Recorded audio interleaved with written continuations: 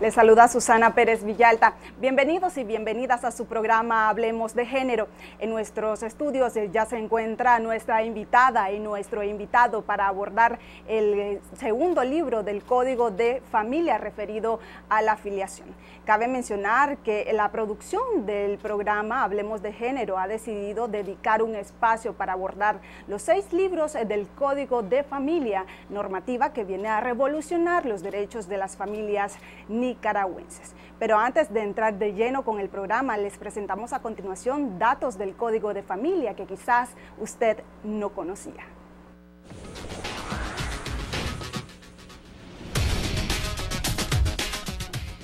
El Código de Familia se presentó en la Asamblea Nacional en el año de 1994 y desde esa fecha al día de su aprobación en junio de 2014 hubo muchos debates, discusiones, versiones del mismo, siendo una de las leyes más consultadas en la cual brindaron sus aportes representantes de universidades, juristas, expertos en derecho, organismos internacionales, instituciones del gobierno, autoridades administrativas y judiciales en materia de familia. El Código de Familia consta de 6 libros. El primero habla sobre la familia, el segundo sobre la filiación y los otros libros versan sobre parentesco, adopción, personas adultas mayores y procesos de familia. El cuerpo jurídico, compuesto por más de 600 artículos que regula desde el punto social y jurídico todas las instituciones del derecho de familia, entró en vigor el 8 de abril del presente año.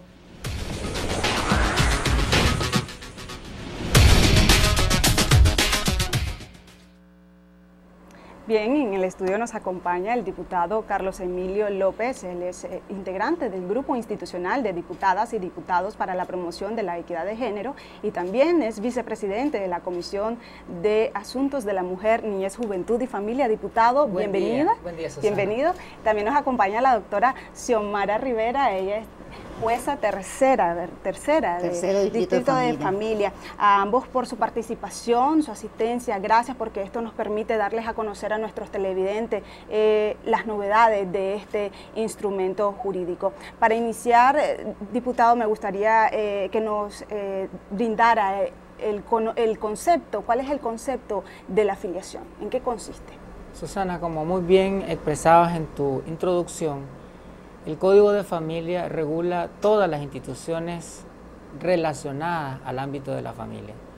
El matrimonio, la unión de hecho, la disolución del vínculo matrimonial por voluntad de las partes, por acuerdo de las partes o por voluntad de una de ellas, la investigación de paternidad y maternidad, la protección de las personas adultas mayores, los alimentos, entre otras instituciones del derecho de familia.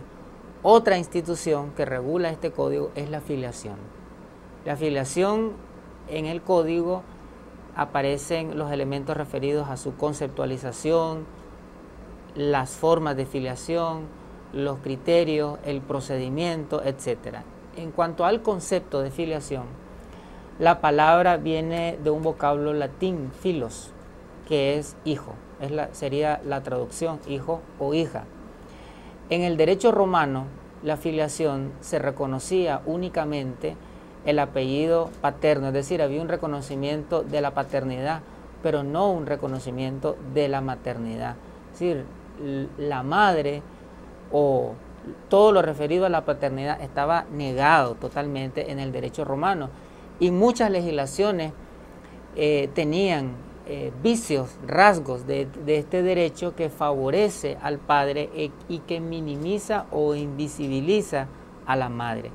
Nuestro código se distancia totalmente de esa conceptualización excluyente hacia la madre y el código define que la filiación es el vínculo jurídico entre los hijos y las hijas y los padres y las madres y que ese vínculo jurídico puede ser por elementos consanguíneos o bien por adopción y que lo referido a la filiación en relación a la madre se denominará maternidad y la filiación referida al padre se denominará paternidad. Es decir, este código protege todo lo referido a la maternidad y todo lo referido a la paternidad y establece que ambos roles, ambas figuras deben de ejercerse con responsabilidad.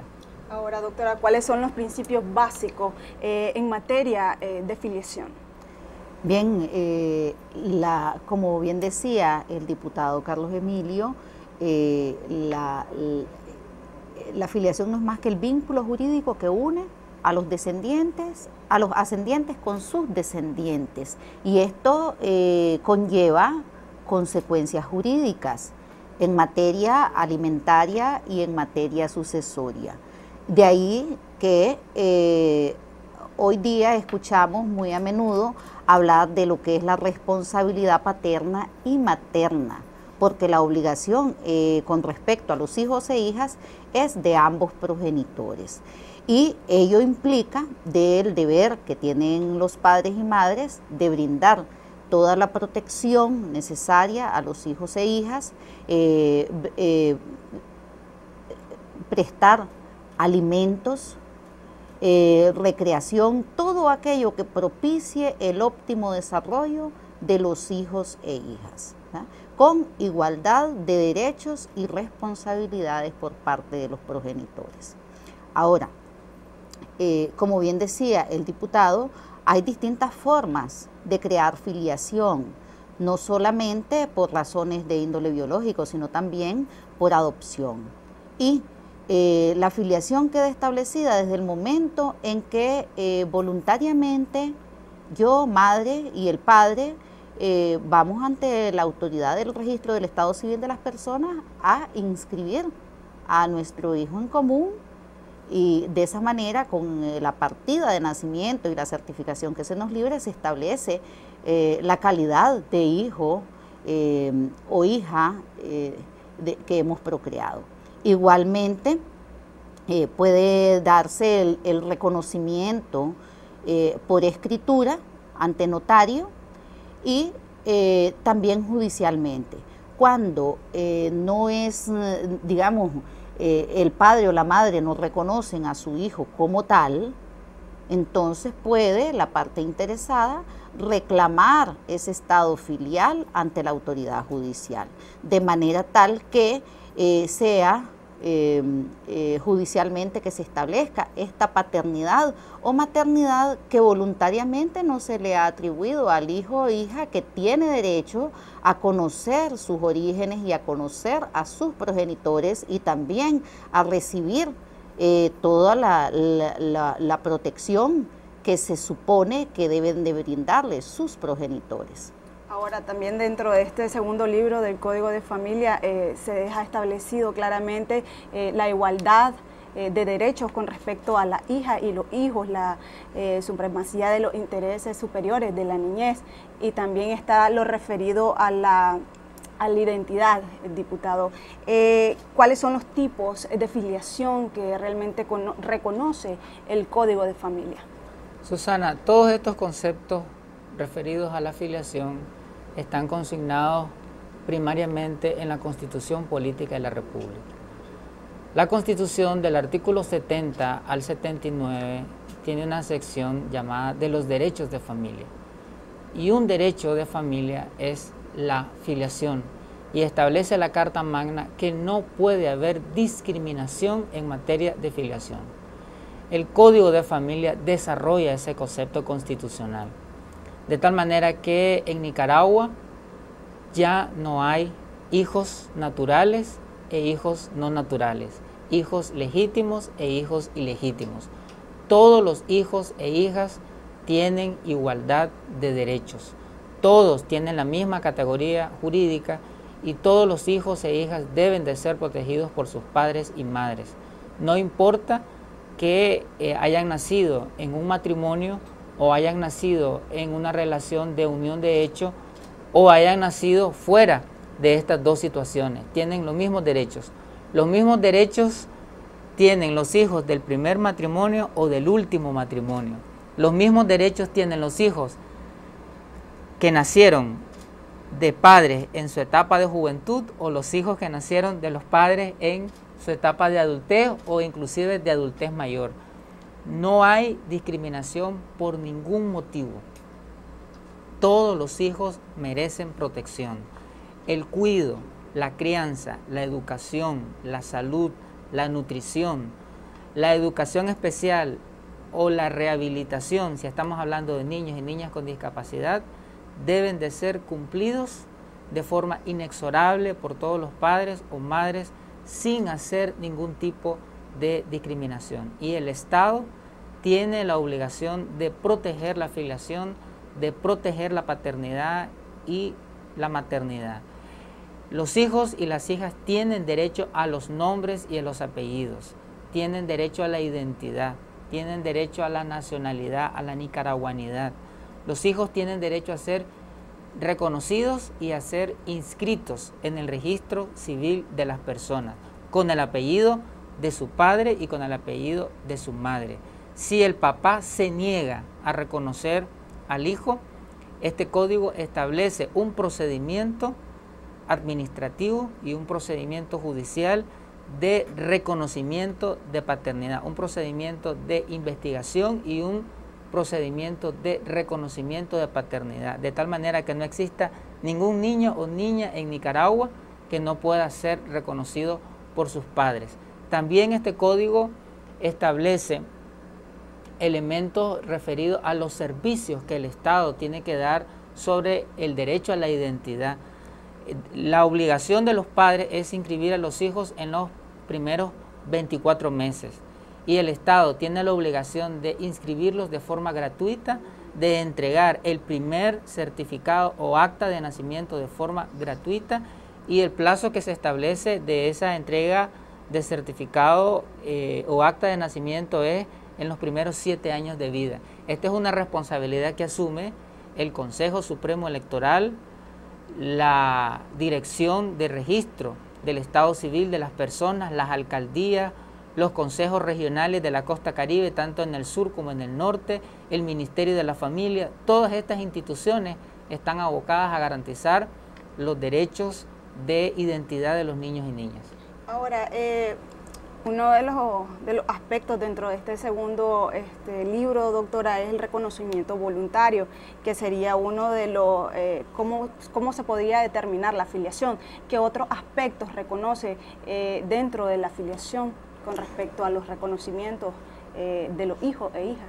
Bien, yo creo que en cuanto al reconocimiento voluntario, pues simple y sencillamente el Estado, en ese afán de que los padres y las madres cumplan con esa primera responsabilidad, como es el hecho de reconocer a sus hijos e hijas como tales, establece la obligación del Estado de abrir ventanillas en los hospitales, de realizar también que el registro vaya a las comunidades más alejadas a fin de realizar esos procesos de inscripción de niños y niñas para garantizar el derecho a la identidad de los niños y niñas recién nacidos. Igualmente, para aquellos niños y niñas y adolescentes inclusive que están bajo la protección del Ministerio de la Familia, también debe de coordinarse, y así lo dispone la norma, con el registro del Estado Civil de las Personas a efectos de garantizar este derecho elemental para niños, niñas y adolescentes. ¿Qué pasa si voluntariamente uno de los progenitores no quiere reconocer a su hijo? Administrativamente, como lo decía el diputado Carlos Emilio, podrá la parte interesada, que por lo general y por una práctica cultural, pues desgraciadamente son los padres los que muchas veces faltan a este primer deber, entonces la madre podrá, o cualquiera de los dos, pero la regla, como dije antes, desgraciadamente es que el desconocimiento de la paternidad. Entonces la madre podría acudir al registro del Estado Civil de las Personas a declarar la paternidad, a inscribir a su hijo como suyo y al mismo tiempo a declarar sin el acompañamiento del padre. Es el procedimiento administrativo a que se refería el diputado. Y provisionalmente se le va a inscribir como hijo de la madre y del presunto padre. Por ello, la persona interesada tiene que dar todos los datos que nos garanticen identificar de la mejor manera al supuesto padre del niño o niña. Y se inscribirá provisionalmente. Dentro de tercero día, el registrador del Estado Civil de las Personas notificará de tal inscripción al supuesto progenitor, y este tendrá un plazo de 15 días para comparecer ante el registro para aceptar. Claro, va a ser notificado debidamente. Entonces, tendrá 15 días para comparecer ante la autoridad del registro del Estado Civil de las Personas para aceptar o desconocer esa paternidad. Al aceptar la paternidad, pues se reconfirma la inscripción y pues no pasa nada, simple y sencillamente se ha cumplido con ese deber, tanto paterno como materno, y las consecuencias que de ello se derivan, como son los deberes que como en su calidad de padre y madre tienen para con su niño. ¿Qué pasa si el presunto padre se niega, comparece desconociendo esa paternidad? Entonces se les permitirá hacer una prueba de ADN a fin de establecer esa paternidad. En caso de resultar positiva la prueba, pues se reconfirma la inscripción y la autoridad registral dictará una resolución que confirme esa paternidad. Si la prueba resultare negativa, pues entonces se desecha la paternidad y se inscribe, se confirma esa inscripción únicamente en lo que hace al reconocimiento materno, de manera tal de que entonces esta persona queda excluida como progenitor pues del niño cuya paternidad provisionalmente se le atribuyó. Y tengo entendido que la prueba de ADN sería costeada por la madre, en este caso, si se da esa prueba de que no es el padre de la criatura. En el caso de que se establezca de que la prueba es negativa, tendría que asumirla la madre. En caso de resultar positiva, la asume el padre. Y en el caso de demostrarse situación de pobreza, que hará constar a través de un estudio social el Ministerio de la Familia, pues entonces el Estado asumirá la práctica de esa prueba. ¿Qué pasa si el presunto padre se niega a hacerse la prueba? La paternidad se le atribuye presuntivamente, porque él tiene la obligación de hacerse la prueba. No lo podemos obligar a que lo haga, a que vaya al laboratorio y haga la prueba, pero sí tenemos el deber de notificarle, en este caso la autoridad del registro del Estado Civil de las Personas. Pero si no comparece, entonces la paternidad se reconfirma. En este caso, esta persona tendrá un plazo de 1 mes para comparecer ante la autoridad judicial a impugnar esa paternidad que se le atribuyó. Pero yo creo que no es necesario que lleguemos hasta hasta un proceso judicial cuando las personas adultas pues debemos de asumir con responsabilidad nuestros actos.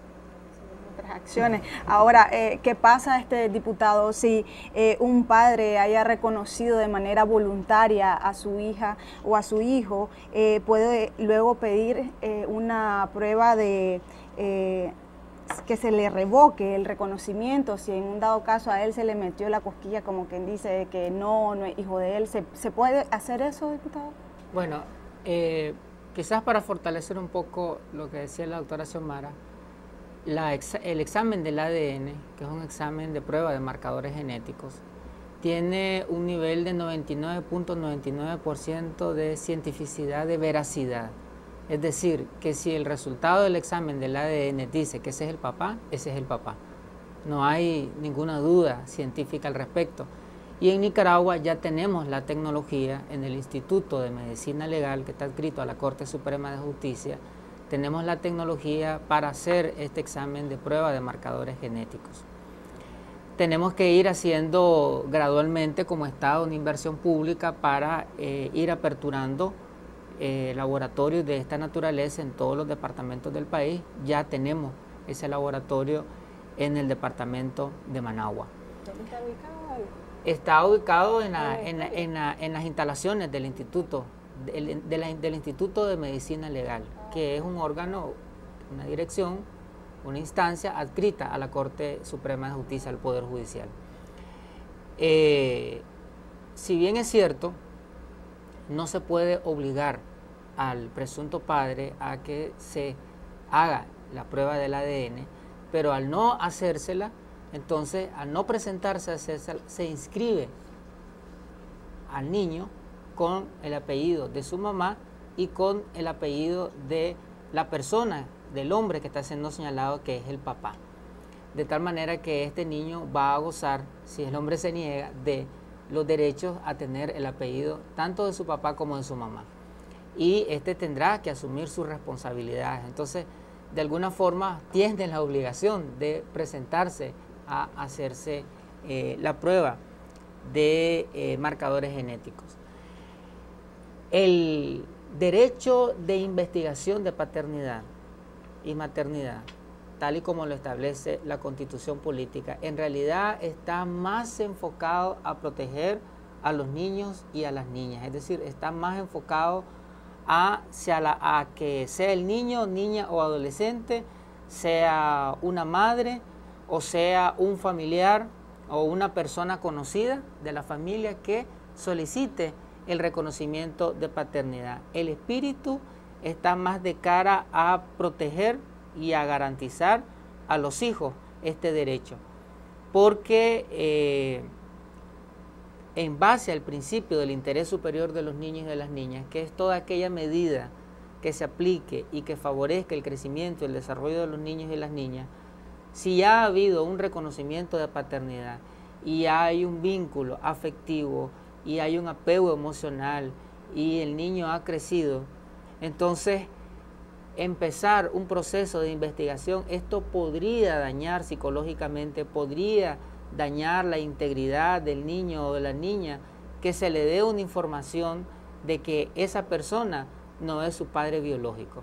Entonces, la doctrina, digamos, de los derechos de la niñez se inclina en el sentido de que ese derecho está más dirigido a la petición que puede hacer el niño o la madre de que no ha sido reconocido por parte del padre. Sí, lo que es la reclamación precisamente del estado filial, la reclamación de la paternidad o la reclamación de la maternidad, que incluso es imprescriptible, porque el niño, niña y adolescente tiene derecho a conocer sus orígenes, tiene derecho a conocer a sus progenitores, e incluso una persona mayor tiene derecho a conocer quiénes son sus progenitores. De ahí que la acción de reclamación del estado filial es imprescriptible.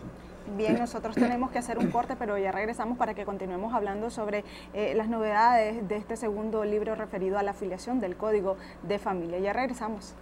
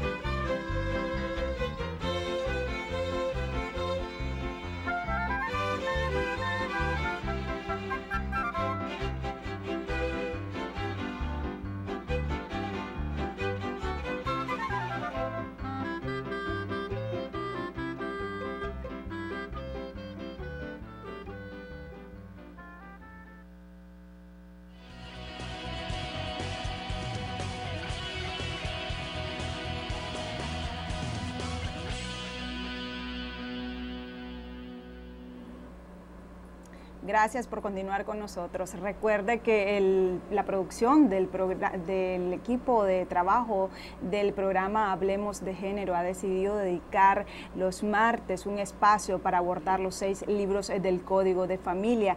Y si usted tiene algunas interrogantes sobre esta norma jurídica, las puede llegar a mi correo personal sperezb@asamblea.gov.ni. Continuamos conversando con el diputado Carlos Emilio López, vicepresidente de la Comisión de Asuntos de la Mujer, Niñez, Juventud y Familia y también integrante del Grupo Institucional de Diputadas y Diputados para la Promoción de la Equidad de Género, y con la doctora Xiomara Rivera, jueza tercero del Distrito de Familia. Continuamos hablando sobre el segundo libro del Código de Familia referido a la filiación. Doctora, ¿a qué instancia se debe recurrir para determinar específicamente la filiación? Bien, como expresaba anteriormente, administrativamente se puede declarar la filiación por parte de la madre o el padre en su caso. ¿Qué es lo que pasa? En nuestra práctica cotidiana, las mujeres muchas veces no inscribimos a nuestros hijos esperando que el padre vaya con nosotros a hacerlo, pero transcurre el tiempo y no se hace, y con ello estamos negándole el derecho a la identidad a nuestro hijo. Entonces vamos a concurrir ante la autoridad administrativa a hacerlo y seguimos el procedimiento que señalé anteriormente de declaración administrativa de la paternidad, en caso de que el padre se niegue a reconocer al hijo. En caso de que voluntariamente concurran, pues lo harán conjuntamente. ¿Deberían de recurrir a los juzgados de familia? El código busca desjudicializar, ¿verdad?, todas las situaciones que puedan darse en las relaciones familiares, y por eso le da la oportunidad a nuestra población de acudir a este procedimiento administrativo.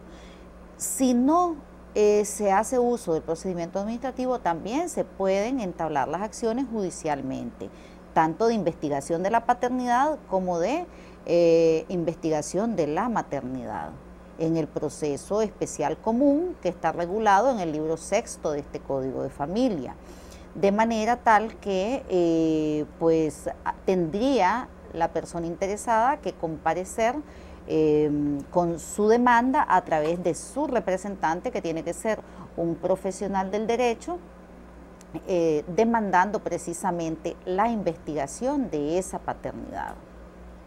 Ahora, diputado, uno de los alcances que recoge el libro segundo del Código de Familia es que promueve la igualdad de derechos, de deberes y oportunidades dentro de los integrantes de la familia nicaragüense. ¿Cuáles son los efectos de la filiación englobados dentro de la paternidad? Quizás antes de responderte esa pregunta, hacerte referencia a que el gobierno ha venido impulsando un programa que se llama El Derecho a un Nombre. El programa El Derecho a un Nombre, que a través de este programa se garantiza el derecho a la identidad, el derecho al reconocimiento de los hijos e hijas, y se está haciendo a través del Ministerio de la Familia. Esta institución del gobierno viene a nivel comunitario realizando visitas casa a casa para identificar qué niños están inscritos y cuáles no, y se hace una inscripción de forma gratuita. El ministerio también ha estado haciendo ferias de la familia, en donde abogados y abogadas del gobierno están ahí a la disposición de la gente a nivel comunitario para todos los que quieren llegar a inscribir a sus hijos puedan hacerlo. También se está haciendo a través de los colegios, de las escuelas. Los profesores de las escuelas públicas están haciendo un monitoreo y una vigilancia para identificar qué niños están inscritos y cuáles no. Y aquellos que no hayan sido reconocidos por sus padres, hay toda una labor de coordinación entre el Ministerio de Educación y el Ministerio de la Familia para garantizar la inscripción.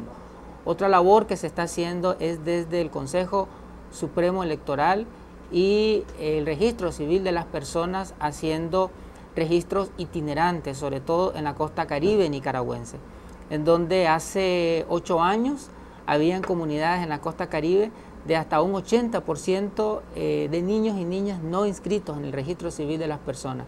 Entonces, a través de estas inscripciones itinerantes, en las riberas del río Huanqui, por ejemplo, o en zonas del Triángulo Minero, Ciuna, Rosita, Bonanza, en comunidades alejadas, en Aguas, en Laguna Perlas, en Corn Islands, en otras zonas de la región del Caribe Sur, por mencionar algunas comunidades tanto del Caribe Sur como del Caribe Norte, se ha estado haciendo una labor itinerante para lograr la inscripción de los niños, de tal manera que hace 8 años teníamos un 35% de los niños nicaragüenses que no habían sido inscritos en el registro civil de las personas. Hoy en día, gracias a este programa, El Derecho a un Nombre, en donde los niños son inscritos de manera masiva y gratuita por el gobierno, en coordinación entre todas las instituciones que te mencioné, estamos hablando quizás de un 15% de niños no inscritos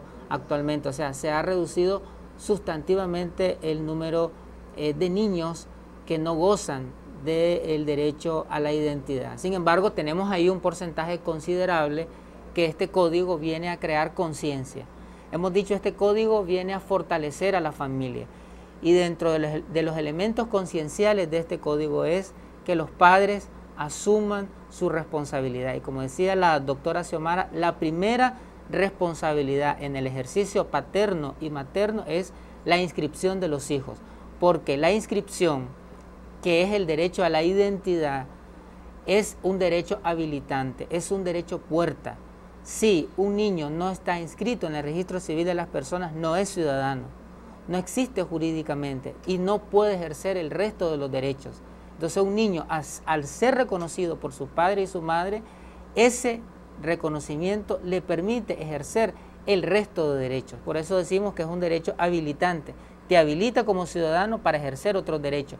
Y es un derecho puerta porque entras por ahí y podés ejercer el resto de tus derechos individuales y colectivos. La paternidad y la maternidad están protegidas por este código y deben de ser asumidas por igual. Hoy nos hemos centrado en este primer acto, en el acto del reconocimiento, pero a partir de ese acto, todo el resto de derechos deben de ser ejercidos de forma compartida. El derecho a la educación, llevar al niño a inscribirlo a la escuela, debe ser una responsabilidad del papá y de la mamá. Pagar la colegiatura, si está en un colegio privado, debe ser una responsabilidad del papá y de la mamá. Vigilar su proceso de educación, su proceso de enseñanza-aprendizaje, que vaya promoviendo grado a grado, año a año, es una responsabilidad compartida. Hacer las tareas es una responsabilidad compartida. Ir a las reuniones de padres de familia, que muchas veces son reuniones de madres de familia. O sea, los papás deben de ir a estas reuniones para acompañar el proceso de formación de sus hijos. Todo lo referido a la educación, pero igual en el tema de la salud, debe de ser una responsabilidad compartida entre el padre y la madre.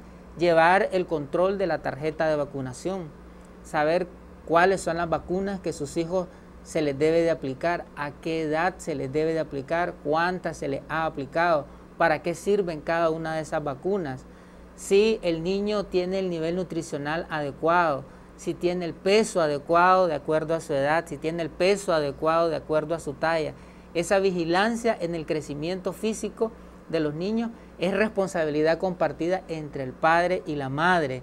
O sea, todo eso, como decía la doctora Xiomara, ha sido roles que solamente la mujer ha asumido. Y si el niño sale mal en clase, entonces el papá le reclama a la mamá y le dice, es por tu culpa. Y si el niño se enferma o la niña, el papá le dice a la mamá, es por tu culpa se enfermó, es porque no le haces bien los alimentos, es porque no está pendiente que él coma.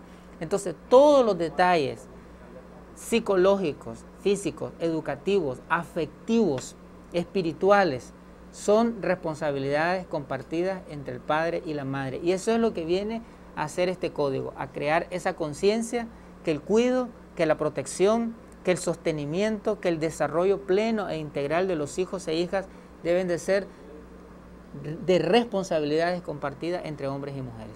Ahora ya entró en vigencia, doctora, el Código de Familia. ¿Cuál podría ser la pequeña experiencia que han tenido ustedes dentro de los juzgados de familia?